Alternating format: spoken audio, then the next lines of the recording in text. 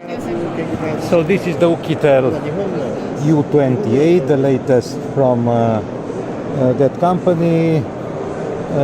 2.5 front glass, the back is glass, a dual setup camera here, fingerprint sensor on the back, comes with a Mediatek P60 processor. It's very nice touch, a small notch for the camera upside.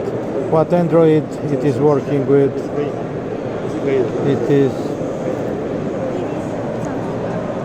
48 megapixel camera. It's the same camera as the Huawei P20 Pro, and we've got 6 gigs of RAM and 64 gigs of storage. Here comes with an Android. Let's see what Android do we have here. System updates. We cannot Android 9. Okay. What's the retail price? Price Price not sure yet.